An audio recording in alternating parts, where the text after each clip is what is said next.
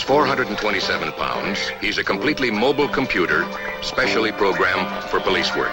Is he indestructible? We think so. Send in Holmes. Top secret. No one, including Holmes, must know his identity. Alex, no, don't! You're not a person. You're not going to tell them? In my book, you got the makings of a good cop. That's what I put in my report.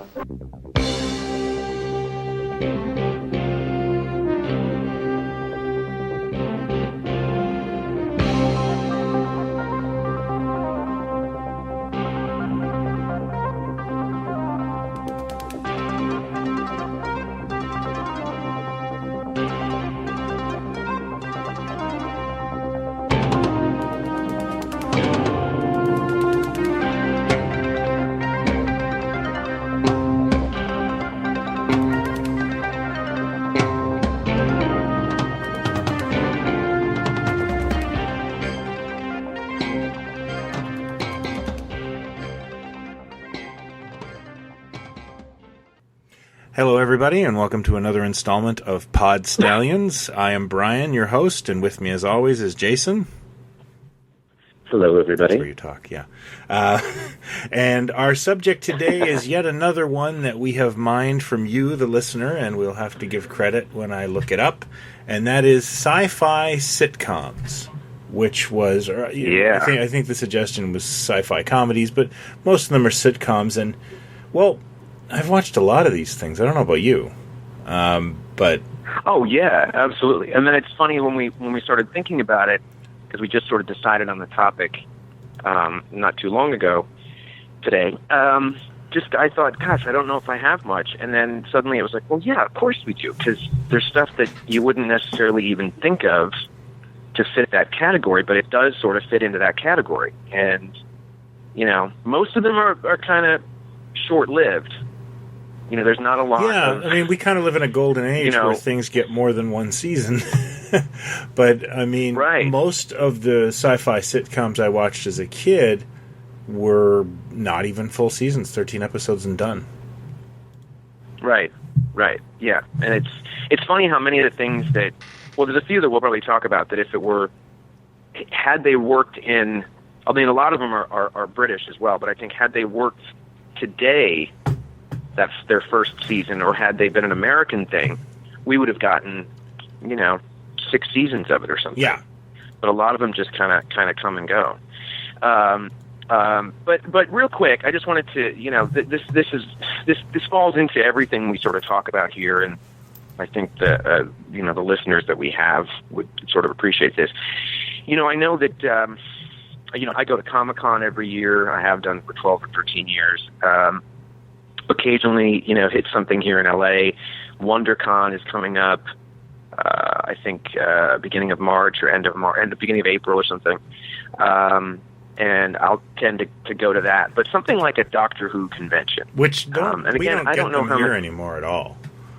Oh, you don't? The last one I went to was for the 50th, and oh my God, was it sparsely attended, and I mean, the dealer's room had 2 dealers. It really, really wasn't much of a day. Well, that's the thing. Yeah. I forgot. So what happened was, when I go in to do voiceover, I go to a place called Bell Sound in LA, and one of the engineers there, I don't know, I think she was wearing a Doctor Who t-shirt one day, and I went, oh, check it out.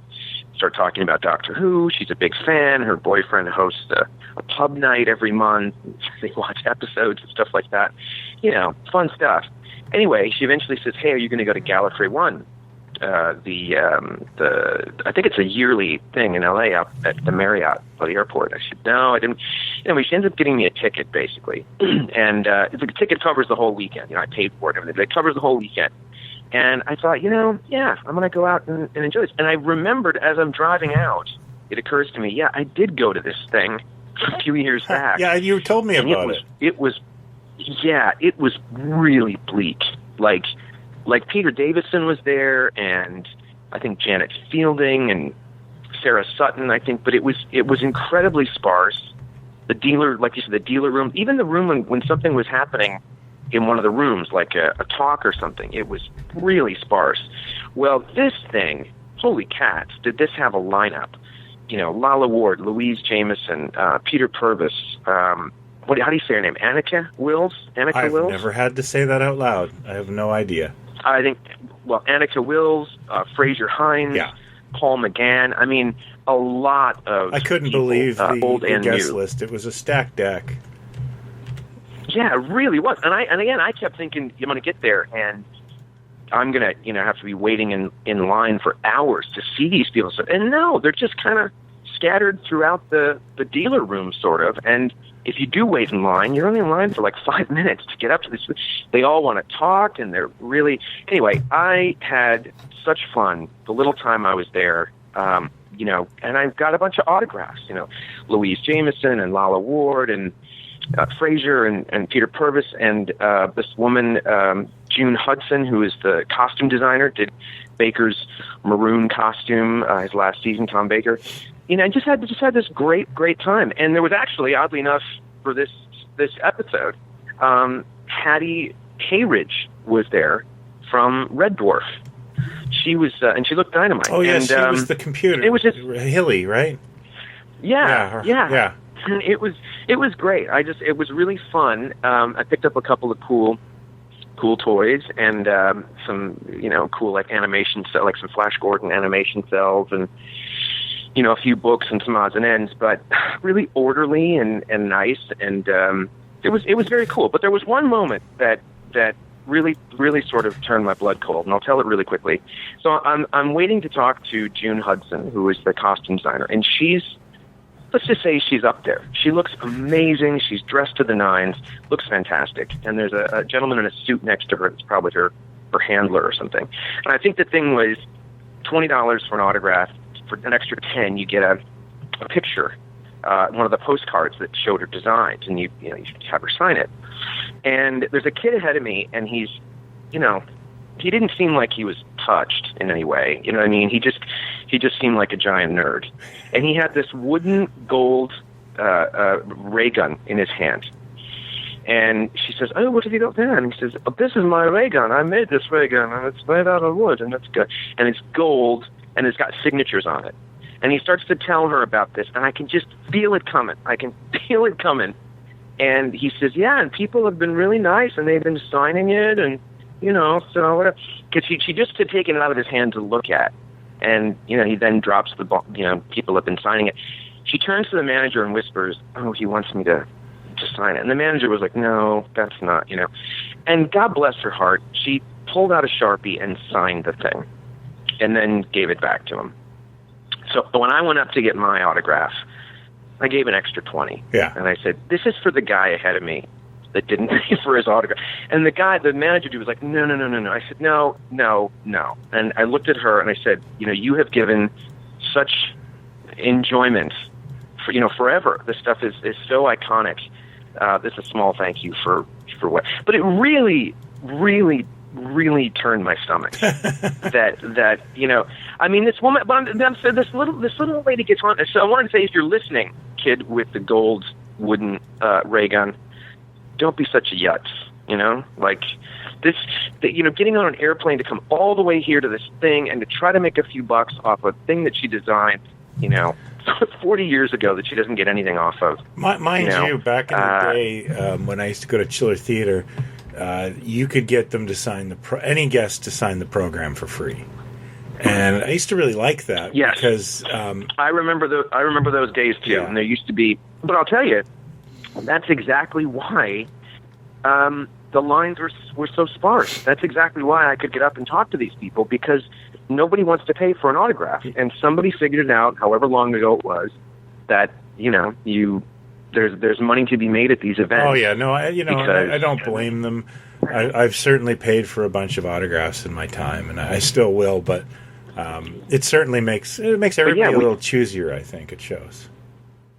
Well, I get it, but it's also, it's like, I remember meeting Colin Baker and Troughton and waiting in line. I don't know what happened to that autograph, but yeah, it was free. You waited in line, but you were in line for hours. Yeah. To try to get this I think thing. the show used to just pay to have the guest in, right? Right. Yeah. And again, I don't know what they make when they come to a show like No this. idea. I think it's $6. I mean, it's got to be okay, but Yeah, I swear to God, I don't know. It can't be that juicy. Yeah. But anyway, so so just be cool to these people because I mean, just saying you don't want to pay for it.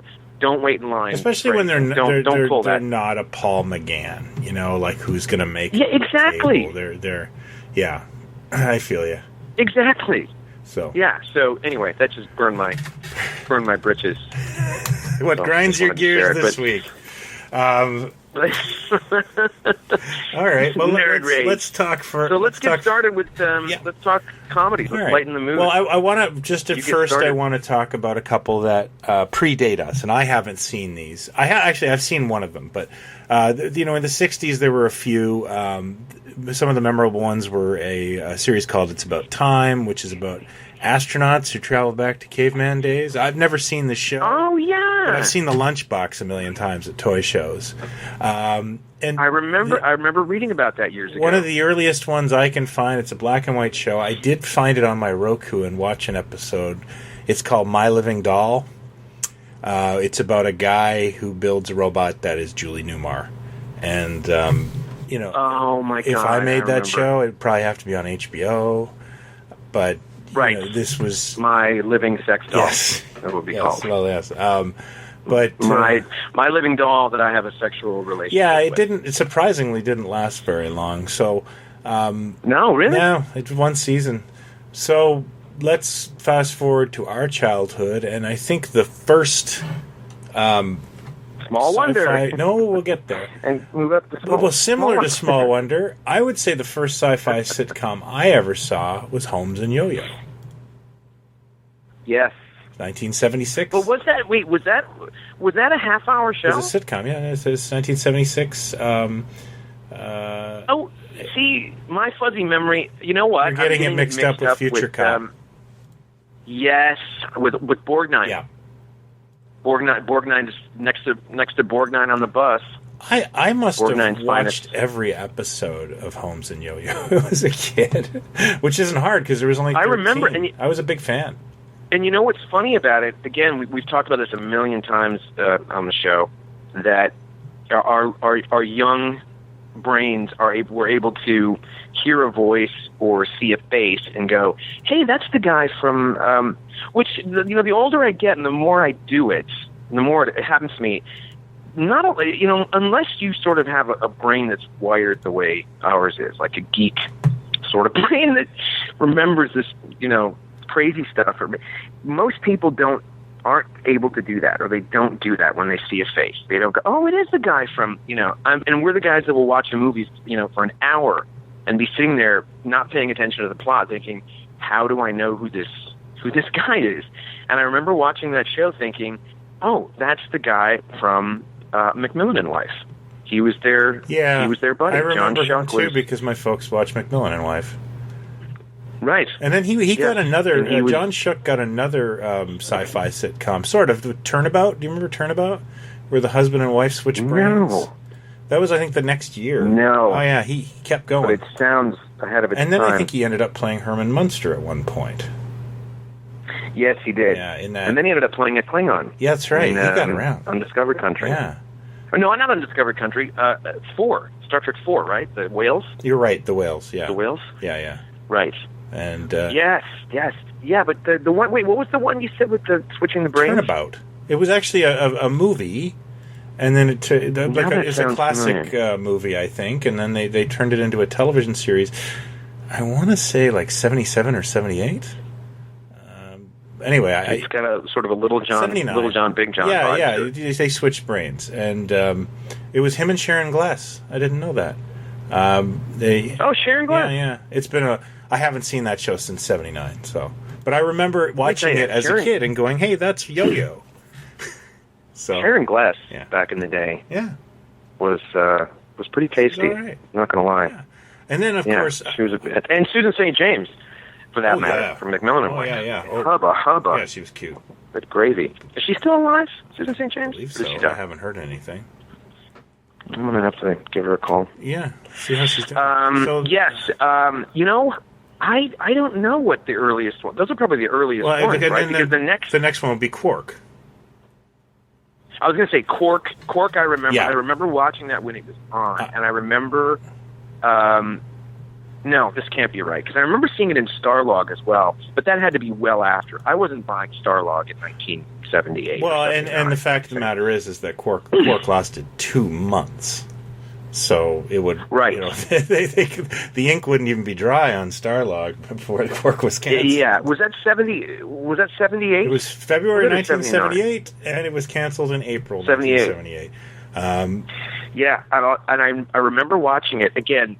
Vague memories, and we're not talking every week here, but I remember watching it because it was, because of Star Wars, because anything remotely connected to science fiction, I wanted to, to be in on. Which, I mean, Quark was it created by, was it Buck Henry that created it? Yeah, or did he just write Buck on it, or how did it? And it had a Richard Benjamin as the star, which Richard Benjamin, Tim Thomerson, who I think is the funniest character in it. Gene, Conrad Baines. Conrad Baines, right? Conrad Janus. Conrad Janus, who would also go on Baines. to another sci-fi sitcom right after this. That's right. What was Thomerson's name? Because he was half man, half. Well, yeah, he was he, she, which I guess really doesn't work anymore. But he was half man, half woman. Yeah. Again, sci-fi ahead of its time. Once again, and they did the Barnstable twins as clones. Transgender stuff. Yeah. They were the Wrigley twins, right? Wrigley Gum. Yeah, the Doublemint twins, I think. They're Doublemint twins. Yeah. I chewed a lot of gum hoping to run into them. You would. Just bought a ton of gum, hoping I'd bump into them someday. The character I remember best was Ficus, who was supposed to be like the plant, or the Spock of the show. And he was a plant. Did he have a mustache? No, it was actor. It was an actor who actually died right after the show was canceled. His name was Richard Kelton. And did he have a big? Did he have a big head? No. Or was that the name of the? No, that was the name of their leader, the Big Head. The Big Head. Yeah. Okay. Yeah. Yes. I don't think I remember the plant thing. The Ficus? You don't remember Ficus? But it's on. He was the straight man. It's on DVD, right? Yeah. Isn't the whole series on? Okay. Yeah. There's a really famous. There's a really famous episode where I think an alien queen kidnaps Ficus because she's in love with him, and he's not a he's a plant. So he's not interested in sex with her. So he shows her how he makes love, which is basically just laying there making these sounds because he wants pollination. And it was really funny at the time. I remember that. It was like, it was Buck Henry. It was well written. But it just, I think there's 8 episodes, and none of us ever seem to forget Quark. If you talk to people. But it is, because the thing is, it was, as far as I recall, it was pretty well written. I mean, I've seen bits of it on YouTube since. And I think like all these shows, kids watch the hell out of any of these shows. They appealed to kids more than anybody else. So, that's probably why we all remember. Well, it was, the age of Star Wars and Battlestar Galactica and all that. So anything that had, space or silver clothing in it. Quark was a garbage man, right? He was an outer space garbage man. That's right. Yeah. That's right. I mean, that was really novel, too, and we'll get to it, but, there's a bit of Futurama there, where your hero is the most mundane, has the most mundane job you can He's not the good-looking... He's not the good-looking captain. He's the garbage scow captain, yeah. Right. Yeah. Right. Then you're right. Even Red Dwarf took a little bit of that. So anyway, the biggest. Well, that would lead us to the biggest. Yeah. I mean, you have to. I mean, I would think even when you think about things like, Third Rock from the Sun and stuff like that, which I never. I mean, I think I've seen a couple of episodes, and as big as that was, Mork and Mindy was a phenomenon. Yeah, I mean, like it was. I never got to buy a Third Rock from the Sun doll or trading cards or lunchbox or when Robin Williams hit, there was a good year where you couldn't not run into rainbow suspenders or a Mork iron-on t-shirt. He was everywhere. Cards, I actually think I had a pair of suspenders because they came with little. I had a pair. Now that you mention it, it came with a little glove that pointed, and like a little star or something, whatever it was. And they marketed those. Those were official Mork and Mindy. Mork's spacesuit is a reused Star Trek prop. Oh, is it? Is it the guy? Is it the guy from the one with Lincoln? Yeah. Yeah, like they redid. Did you know? Sorry. No, go ahead. Did you know that Bosk from The Empire Strikes Back, that outfit is an old Doctor Who uniform? Oh yeah, and it's also in Star Wars. Oh, it is in Star Wars. You're cantina, right. Yeah, it's the guy with the sweet sideboards in the pub. Yeah. Yeah, that's right. I forgot that. So, there's the sideburns guy, which they finally found. They finally found him. He's dead. Oh, they did? Yeah, they found who he was, and he's dead. But his kids were thrilled that somebody wanted to find him. But yeah, Mork. Awesome. I can't believe Mork and Mindy lasted 4 years. It had a really they kept changing the show. I mean, the first season was all about Mork and Mindy and the father in the record store, and then I think they added a whole Jay Thomas and all these characters, including what's her name from American Dad there, Francine, Judy Stahl was added, I think. Yeah, they kept futzing with it, and it was like it had a good thing going its first year or two, and then I remember an episode, and this is very, very vague memories, but the record store was still going, and the grandma, there was that classic grandma's going to say something like, sit on it, turkey, and you go, oh, look, an old lady said that. Isn't that funny? Yeah. How crazy is that? Yeah. But there was an episode where Robin Williams is in it, or he runs into Robin Williams at the record store or something, and then people mistake Mork for Robin Williams, and then Robin Williams plays himself in the episode as well. Do you remember that one? Oh my God, no.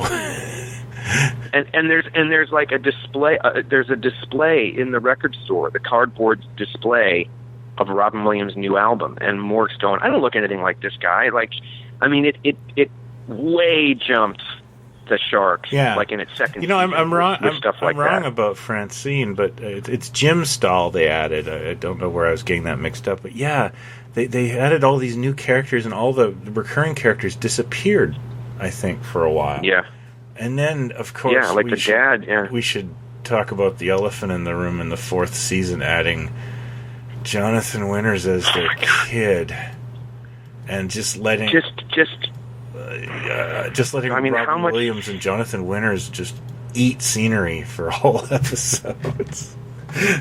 How much cocaine could there have been in the conference room that day? Because the thing is, I get it. Robin Williams came to them and said, "Hey, my buddy Jonathan Winters," because basically Robin Williams ripped off Jonathan Winters' entire act. Well, it was definitely cut for a long time. Cloth. Well, a long time, Winters, I think he had a hard time with him at first because it was, Winters would come on a show and he was never himself. He'd come on this night show, and the whole time he's there, he's doing characters. And they used to, the old thing where they brought out a box of hats to put on. It was a different. Well, Williams was kind of doing that manic thing. Yeah. He amped it up, but it was, there would be no Robin Williams without Jonathan Winters, basically. So I get it. Williams goes, I want to pay this guy back for all these, the inspiration for me. But literally the best you can come up with is that they have a kid together, and he's like aging backwards. Yeah. He comes out like Jonathan Winters. That's the absolute best. Jonathan Winters could have been his dad. It could have been, oh, look, my dad's here too. He decided to follow me, and here he is. He's just as weird as me. He'd have two weirdos in the show. That's just as, But then they had to add the romance thing too. Yeah. All of a sudden he loved Mindy and wanted to have a baby with her, and it was like, oh, that seemed out of left field too.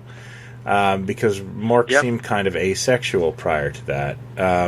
Because there's one episode where Raquel Welch, and this is my favorite episode, tries to seduce him in a hot tub, and there's some really funny stuff in that one. But Mork is sort of not considered like a sexual being. So right, it's weird. It just kind of comes out of nowhere. And then the show acclimated ends. So well. Do you remember how the show ends? It's they're chased by an alien named Kalnick, who's trying to destroy them, and they travel through time, and they're using, like, all of a sudden Mork has phasers coming out of his fingers, and I think at the last episode they end on a cliffhanger with Mork introducing himself to the world as an alien, and of course we never got our closure to that. But I should bring up too, we totally missed one, which is very similar to Mork in the '60s. My Favorite Martian. Oh, of course. Gosh, yeah, of course. Probably the most before Mork. Probably the most successful show, because it actually ran for 107 episodes. So that was pretty big. Yeah. And there were like lunch boxes, and I think a board game, I had a comic stuff like that. Oh, really? Yeah, I found a comic book in a bin as a kid. Good old Bill Bixby. Man, that guy never stopped working. No, he was a machine. And every show that he had, I think The Courtship of Eddie's Father lasted a few seasons, I think. Yeah, he had a couple real My hits. Favorite Martian, Courtship of Eddie's Father. Magician. He had The Magician, then went right into The Incredible Hulk. Then, was there one after that he had? To me, he's like Robert Urich. Like, Robert Urich's another one. He had series after series after series. Yeah. Right up until he died. Yeah. He was never, like, not I think Bixby began directing after that, and he was directing like Blossom and stuff. Right. The best episodes of Blossom, by the way, I'd like to point out. Well, we'll crack out the box set later. So we move into... So Mork was huge. And then fizzled out. And fizzled out. And it became one of those things that, to me, was like, when you looked at Laverne and Shirley and Happy Days, the other Gary Marshall things, like, they stopped just being about the comedy. They stopped just being about the situations and the goofiness that comes out of it, and it became, obviously Fonzie became the focal point in the late 70s, but then that was bad enough, but then it just got, the times where Fonzie, like, was going to fight somebody who knows karate, like, remember that Tom Hanks one? I do. I watched that the other day. It's a sitcom. You don't want to see a fist fight in a sitcom, but it was like, I don't know if they were playing to little kids or who exactly they were playing to. But the same thing happened, like, at the same time with Mork and Mindy. Yeah. It sort of had that syndrome, and it got, too outrageous, which is a silly thing to say. I know. For a show about an alien. It got gimmicky. So. Right, and is it true or not? You might know this. That did they go to Orson Welles to be the voice of Orson at first, and he turned it down or something? I have no idea. And then they got whoever they got? I have no idea. I swear I heard or read that. It could be. Somewhere, sometime. But I had the trading cards. I had the doll. The action figure with the egg. Yeah. Oh, no, I had the doll with the talking backpack. That's pretty cool, too. Is that like an 8-inch figure, or was that one of those weird in-between? It's one of those weird... It figures. Was the same body they used for, like, Space 1999, the Sweat Hogs, and the Sunshine Family. So you couldn't really do anything with it. I don't know. The Sunshine Family? Yeah, the Sunshine Family. Those really creepy dolls they made in the 70s that looked like Moonies. I don't think I've ever even heard of that. They've got these creepy glazed over expressions, like it's and the name the Sunshine Family sounds cultish now. I make fun of it a lot, actually. Yes. But did they ever make the Sunshine Boys? George Burns and Walter Matthau? No, I think Nego did those. Oh, nice. Big hit. They probably did. Part of the world's greatest superheroes collection. Speaking of totally off topic, are we still collaborating on my custom figures for the Nice Guys? Is that still a thing? Yeah. I'll figure it out. No, we'll figure it out. I want to help. Oh yeah, no. I need to find a Russell. Finding an 8-inch Russell Crowe head shouldn't be a problem. Really? Yeah, because he's Jor-El and he's Gladiator and a bunch of other things. So I may be able to find him and let's put him on a fat body. Anyway, nice. Moving into the 80s, we had some real successful stuff. Well, I'll tell you what. We did an entire episode on it, but the first thing that comes to mind when we talked about even doing this show was The Hitchhiker's Guide to the Galaxy. Oh yeah. And we talked about it, we did an entire episode, obviously, but in depth how that was one of the first times in my brain I was seeing something where two worlds were colliding. Actually, three worlds kind of were colliding. Something British, science fiction, and Monty Python. So it was like this combination of Doctor Who, Monty Python, and Star Wars and British and all that stuff that was just in this soup. For me, made me go, what the hell is this? A lot of science fiction comedy is shittily written. It tries to make space jokes, and it's jokey. It's true. And Hitchhiker's Guide was the first time, I think, as a kid even, or as an adult, where I thought I saw something that it was science fiction, it was funny, it all worked, and because it was smart. Sorry, go ahead. It was smart, and right. And I think the key to making something like that work is, Futurama does it, but they do it much, much bigger, obviously. Yeah. But the key to making something like that work is applying, not only making it mundane, but applying this, the same sort of logic or conversations or absurdity that you would have in a normal sitcom in a regular sort of life, putting it into this setting and then amplifying it. So the Vogons aren't these incredibly threatening bad guys like the villain in what's the one with Tim Allen and the Sigourney Weaver. I know the one you're talking about. Okay, but I'm saying that was a true villain bad guy, Galaxy Quest. So the villains in this thing, in Hitchhikers, were ridiculous. They were like the characters in Holy Grail. They were not very threatening. They were stupid. They were mundane, and I think that's why it worked the way it did. Things were drab and everyday, and they weren't. Yeah, they were lasers and pencil pushers. Yes, exactly, and that was kind of what made everybody in it was an archetype of a sort of character on Earth. Yeah. Like Zaphod was a braggart, and the Vogons were mundane bureaucrats, and so on and so forth.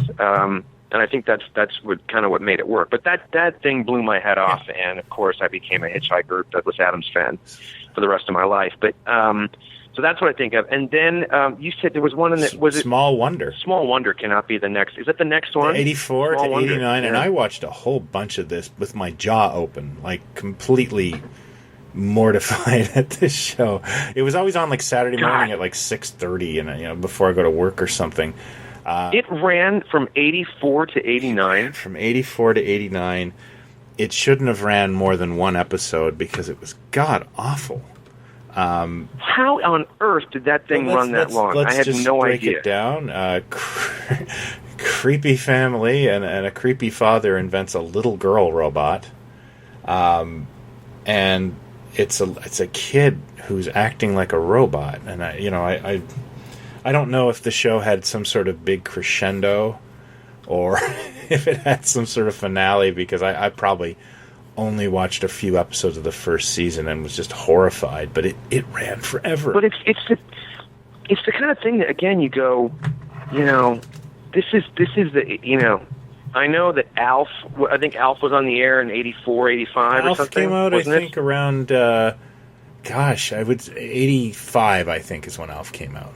And that was kind of even though there was funny stuff in ALF, admittedly, it was the kind of thing that you go, I can't believe this is the kind of thing that is getting on the air. This was that, both of those are very sort of 60s, I would have to say that ALF is on a different shelf than Small Wonder. Oh, absolutely. Was trash. ALF has got.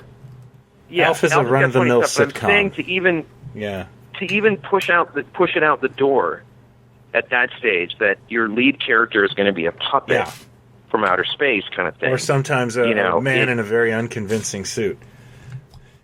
Right. It just shouldn't. It kind of shouldn't have worked, and it shouldn't have sort of gotten out the door. But it was a hit. But it did. It was a hit. Yeah, merchandise, cartoons. And, lunchboxes, and I don't know if were there action figures or just like little PVC I characters. think like dolls and PVC characters. There was, I seem to recall fast food tie-ins, and there was a lot of Alf was a big thing, and he even got, if you recall, who asked for this? Like a TV movie in the 90s, where I don't recall that at all. I watched. Wow. I think I watched about the first 10 minutes of it in the 90s when it aired, and I was kind of like, I don't care what happens to Alf, and I turned it off. You're halfway through it going, what am I doing? Yeah. I just realized I don't care what happens to Alf. Why am I watching this? Yeah. No, but did you ever see the movie, was it Permanent Midnight or something? It was Ben Stiller. Oh, yeah. Owen Wilson. Years and years ago, yeah. And it was about the guy, he basically was playing the guy that created Alf. He was this writer that was a massive cokehead. Oh. And his own worst enemy. Maybe it was heroin, I forget. But, it was an okay movie, but it certainly explains a lot of where Alf came from. Alf keeps popping up again and again, I think the guy who is Alf, the actor, he's like a puppeteer, he constantly brings Alf back. I thought he died. Paul Fusco? I thought someone just died. I don't think it's Paul Fusco. He's Somebody alive. died. Oh, I thought something to do with Alf just happened, where he died. Somebody died, or maybe the creator died. No, I don't know what. The actor who played the unconvincing, like Alf when he walks around. Died. Oh. Yeah. Oh. Was he anybody else? Probably. I can't remember his name. I mean, was he like anybody that we know that was he was like, oh, he was Mac and Me or something? Was he? I don't know. Other characters? I don't know. When the dad didn't creepy shit happen with the dad? Yeah, the actor Max Wright. There was. I think drugs were heavily involved, and he had some sort of. He had some sort of incident. I remember a very embarrassing video got on. Yes. Where he was hanging around with some gentlemen and just very strange behavior. Again, I would assume it all has to do with his drug issues. Yeah, I think it was like crack. Yeah. I mean, it wasn't. Yeah. I'm not saying drugs are good at all. That guy had crack is a very bad. I mean, drug. he went on to do Beyond Friends, so he had a really good career going for himself at the time. And listen, if stuff is, I don't know if Alf is in syndication, but I would assume that it is. That it's playing in different parts of the world all the time. Like, there's some not bad money coming in if you got something like that's been going on. I'm saying that even if you didn't work, if you weren't sort of consistently working, that's some. He was also on easy money. Norm Macdonald's sitcom too, as I recall. He got around as an actor, and he had a real strange. Well, he got around as a man too, apparently. A little bit. And of course, in the 80s, was it the late 80s that Red Dwarf came out? Red Dwarf, I think the first season was 88. Yeah. 88 or 89, I think, yeah. The first time I saw that show, I was super drunk. It was 1:30 in the morning, and I fell asleep during it. Mm-hmm. And it was a year later where I started talking to somebody who I would consider kind of nerdy, and I went, is there a sitcom where a guy's dead and he has an H on his head? Or did I make that up? And he knew everything about Red Dwarf and lent me all the tapes. But for a while there, I walked around thinking, I made that show up.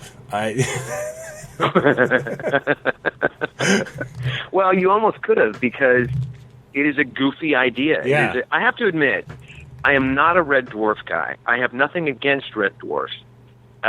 It just... You're not a fan? No. It's not that I'm not a fan. Oh. I just remember that, I pushed the boat out with the early stuff, and it didn't appeal to me. However, as the show went on, there's some very funny stuff. And I need to really dip into it and watch some of the last, 3 or 4 seasons kind of thing, because the ones that I have seen are very, very funny and very clever. Yeah. Do you know the first Rimmer was actually in fact, Alfred Molina? No, I don't think I knew Yeah, that. he left the show. I know that they tried to do an American version. It's god awful. Of Red Both Dwarf. versions are just terrible. And I saw part of it, and it was just awful. Yeah. Really bad. Yeah. Oh, There's some I'm a things that huge just fan. should sort of be left. Okay, so did you ever get the ship? No, I Enterprise have no merchandise whatsoever. I'm telling you, Product Enterprise, you and I always go on about how great they were. Did And that they're thing still actually around, make I it think. out the door? I think it did, didn't it? It did make it out the door, and it has become incredibly difficult to find this thing. But it's the bug, and it comes with 3 little mini figures, and it's got light-up features and lines from the show and things like that. It is really tough to find. But now, just for kicks, I did a search a while back, and average price was like $500 or $600 No for kidding. this thing. Yeah, because Corgi also made some die-cast. Yeah, it was like back the Starbug in the early and stuff. 2000s. Yeah. Yeah, they did. They definitely did that, but it never got like an action figure range or anything too much more beyond that. But the Product Enterprise thing is really cool because they really put a lot of effort into it, the packaging and everything else. But that would be now. Here's the thing. This could be a tricky one, but I would put Spaced into this category. So Spaced was 2000. No, 99 was the first season. Simon Pegg, Jessica Stevenson, now Jessica Hines, directed by Edgar Wright, etc. I would put that in this category because it's kind of like a Simpsons Futurama thing where it's kind of living in a heightened existence. I would give it to it too because it was the first time you saw credible nerdy people on TV. Right.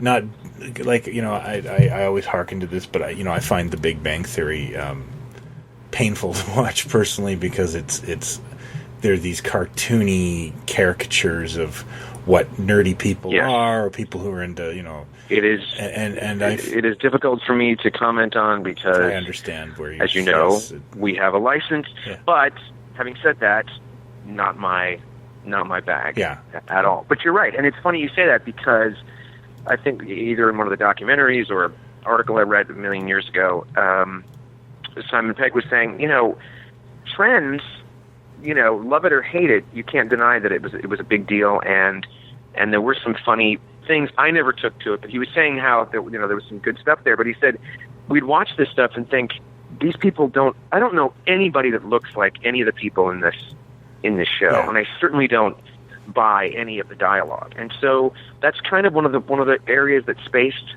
came out of, was them going, let's make something that shows what late 20s, early 30s starts to look like. And also being the generation that, didn't, and we are this generation that doesn't have to put away comic books and video games, and we don't quite want to grow up all the way. Yeah, didn't put away. But we also don't.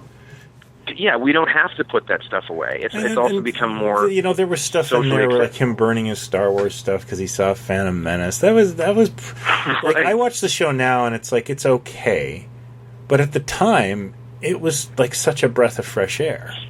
And I think I adore it. And to me there are 3 or 4 episodes that are, as good as anything that's come out of British television in 20 some years. I think there are like the one with the shooting, the one with where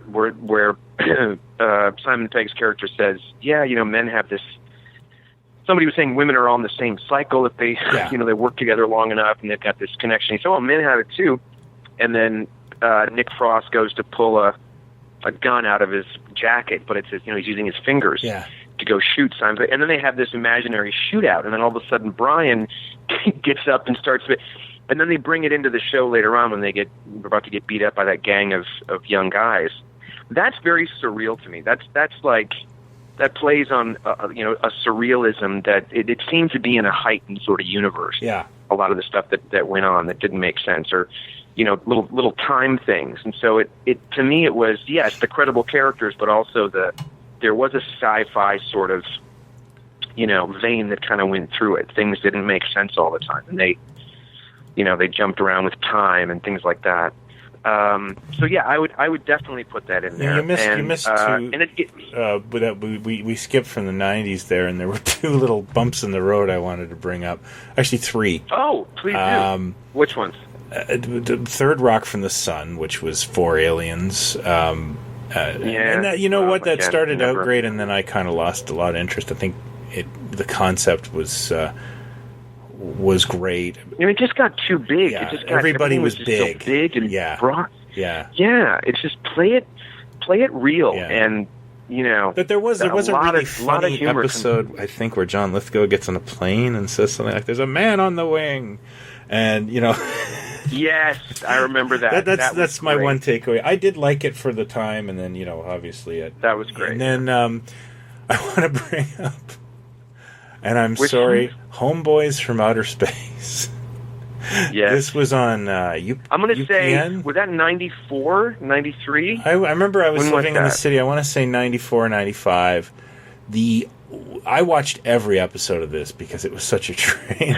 But the thing that I can't believe the thing that killed me about it was James Doohan was on it. James Doohan, and he was on it and so was John Lithgow. I didn't know that. James Doohan was on it as a character named Pippin. And of course, that was it was a basketball joke, Scottie Pippen, right? So instead of being Scottie, I thought it was the musical. No, sorry. But I think James Doohan had to leave because Paramount had a thing of you can't parody Star Trek, if I recall correctly. Oh, yeah. Oh, yeah. I thought maybe it was his family that stepped in and said, "Look, we don't need the money that bad. Let me just get off the show." I haven't seen this show since it aired, but I want to point out the clever names of the amazing actors they got on this show. Burt Ward as Gerbil, Anthony Hopkins as President White Man. Anthony Hopkins got on that show? Apparently. Casey Kasem as Spacey Kasem. Oh my, the writing. Wait a minute. I'm sorry. Anthony Hopkins or Anthony Perkins? It says Anthony Hopkins. I think Perkins might have been dead by this point. Anthony Hopkins was on Homeboys from Outer Space. I swear to God, it says it. Now I have to find. No, because this would have been post Silence of the Lambs and winning an Oscar. I know. How could this have happened? Now you've got me. I don't think it's true because I can't find it on his IMDb. I would also renew. Oh boy. Now I have to know. No. It could. Listen. It could. Who knows? It could be that the guy that created the show was a friend of his or something, and he got a favor out of him or whatever. But that will be. I mean, I have to find that. If that is the case, I've got to find. Yeah, it just says Anthony Hopkins on Wikipedia. Wikipedia could be wrong. What? Oh my God! I'm cannot fascinated. find anything. Sherman Hemsley was on. What a shock. Now that makes sense. That makes total sense. Hemsley makes sense. Yeah. What was the other one you said? So Hopkins, Hemsley, Eric Estrada. Estrada makes total sense. Yeah, George Takei. Because see, that's the thing. That's why it jumps out at you because you go, Marjo Gortner, Eric Estrada,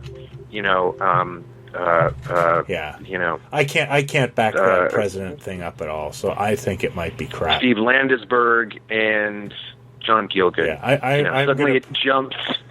Yeah, I can't back it up. So let's just pretend that isn't there.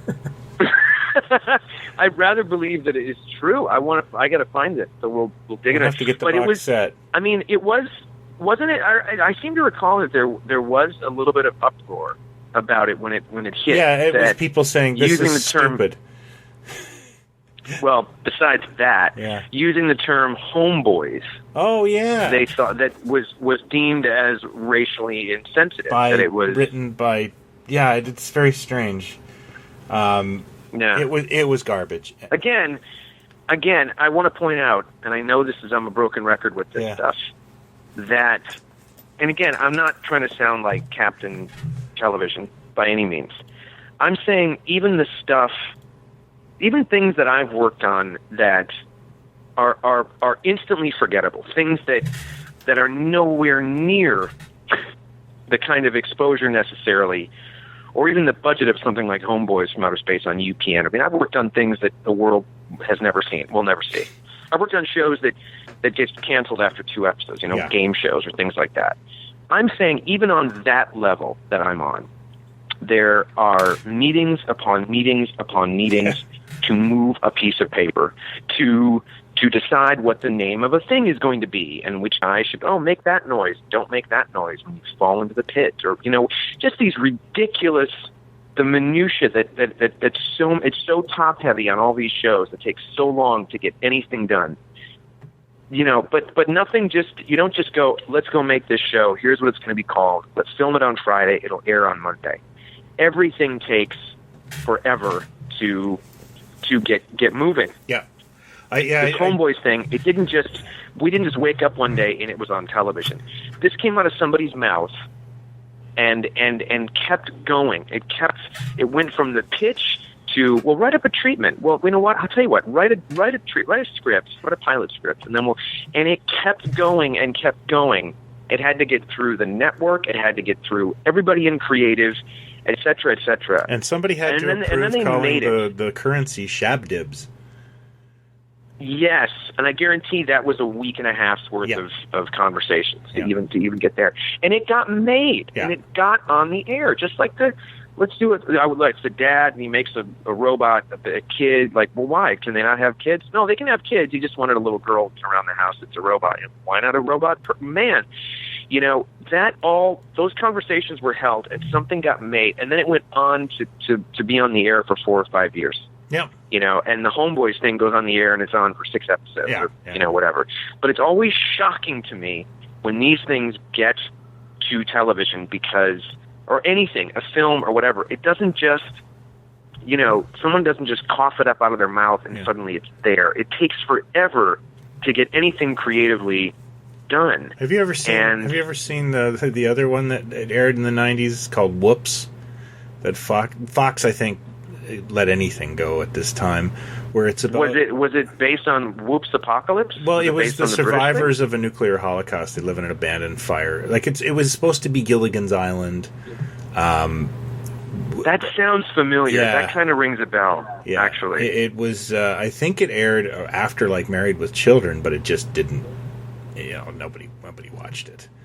That kind of rings a bell. Yeah, I don't even think I watched it, and that would have been right up my alley. But Fox, of course, I think launched one of the biggest sci-fi sitcoms of all time, which was Futurama, and then they just murdered it. Yes, I love Futurama. The original first 4 seasons are amazing. I always hated football because it interrupted it. And then, it got brought back. They did some movies. I was never terribly fond of the movies. I don't know about you. And I've actually got the box set, and I started to dip into it. Yeah. And I watched one of the movies, like The Beast with 1,000 Backs or something, 1,000 Heads or whatever. It's okay. I mean, it's not as good. But the first couple of seasons, first 2 or 3 seasons, I thought were just like they were magical. They were kicking the crap out of The Simpsons. I thought. It was my favorite show on television at the time. I remember that. Yeah. And I'd still say Bender is one of the most iconic TV characters ever. Absolutely. But, I think the success of Futurama, and then people started to pursue, I think, an audience with this kind of stuff, to where we're at a point now where there's been several sci-fi sitcoms. I mean, NBC just launched one called Powerless, which is set in the DC universe. Right. There was another one, I think it was called The Neighbors recently, which was about aliens. I can't remember that one. It was actually, I actually watched a couple episodes. My in-laws made me watch one. It wasn't bad, yeah. It was a pretty interesting cast. There also was a UK show that actually got quite a bit of buzz, called No Heroics. Oh, yeah. And it was about, a city, that, superheroes, but it was very, some of them are lame, some of them are okay. And was it a lot really like there was My Hero, too? Remember that with the Father Ted guy as a superhero? Right. Yeah, no, that was more that he was... That was very goofy. Was like Superman. Yeah. It was very goofy, and it went on forever. Yeah. This no heroics was much more.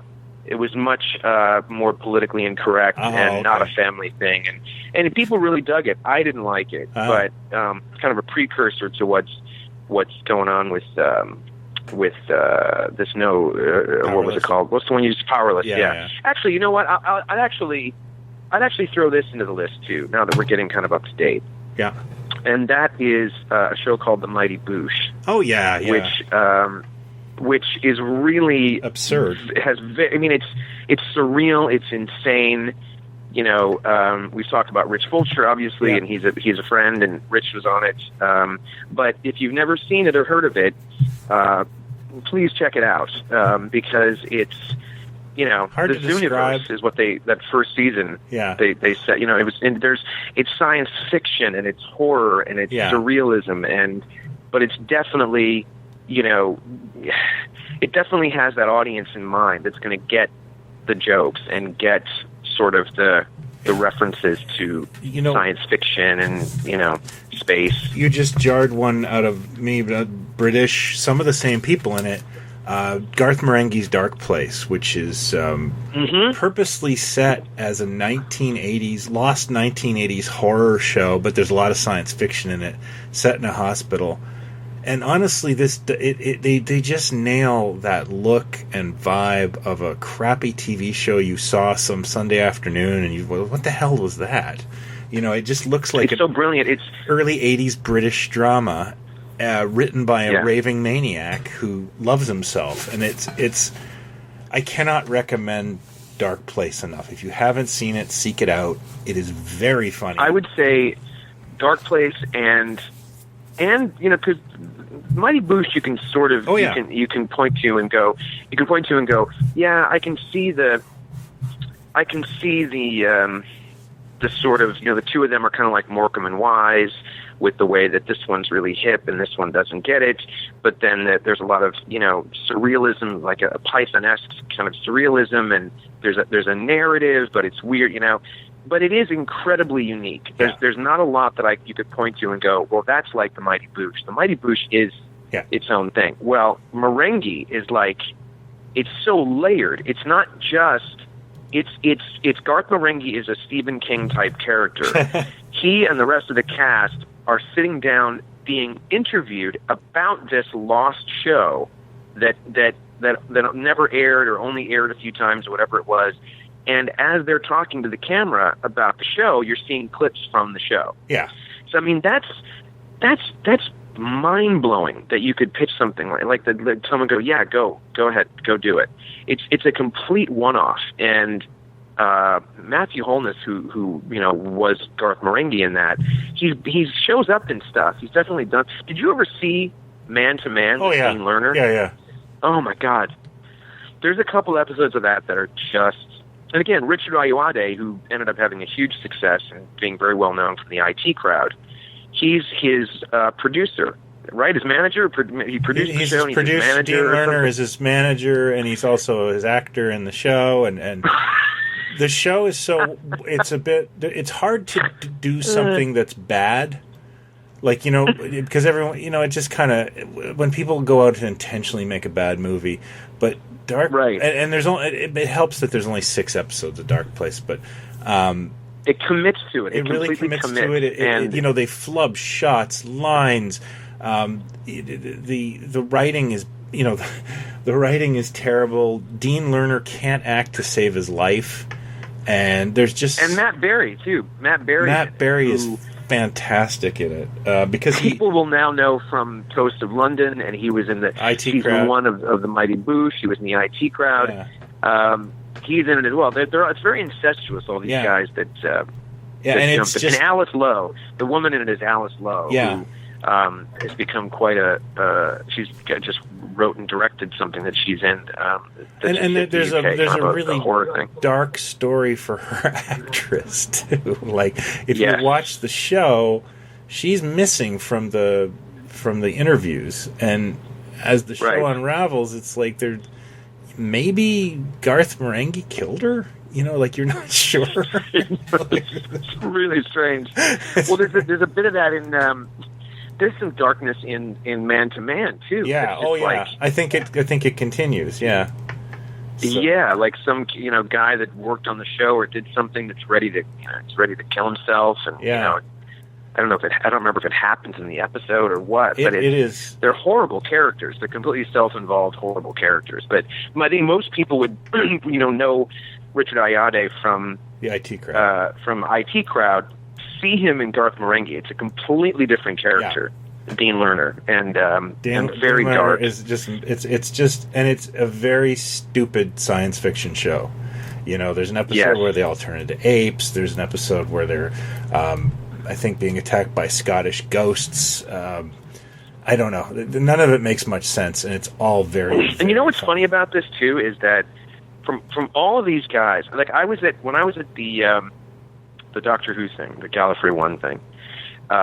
You get a few minutes with Lala Ward. I wanted to talk about Douglas Adams because she's married to Richard Dawkins, but I think they're separated now. So I was going to say, hey, tell your husband to keep it up, but I think they're separated now. So I talked to her about Douglas Adams. I talked to Paul McGann about Withnell and I, and when I got to Louise Jameson, we talked about Toast of London. And when I said Toast of London, it took her a second to go, oh my God, like you've seen the show, and then she starts laughing. And she said, oh, my God, I had the best time. Well, how about that outfit that I was wearing? Yeah. And we were talking about Matt Berry and how much, because I mentioned the BAFTA thing and, how he loved Flash Gordon as a kid and all this stuff.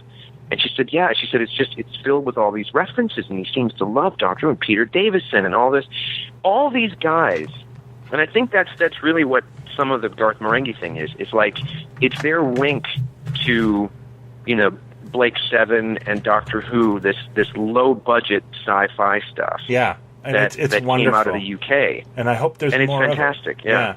So unfortunately, Yeah, I have to close this one out because I have to go pick up a stereo. Believe it or not, Unlikely story. It's in a parking lot. But I think we're pretty much up to date. Yeah, I think we're pretty much and good with. Listen, if we missed one, please tell us on the Facebook page. I'm sure I'm gonna hang up right now and go, damn it, I forgot such and such. But yes, please remind us, and then the next episode we'll go deeper into something else. But we thought we'd get this one out, and we'll hit another one very soon. And the person who suggested it was Brian Fee. Thank you very much, Brian, and keep Brian. giving us suggestions. Fantastic. All right. Well, thank you, everybody. All right. Thanks, everybody. Take Talk care. soon.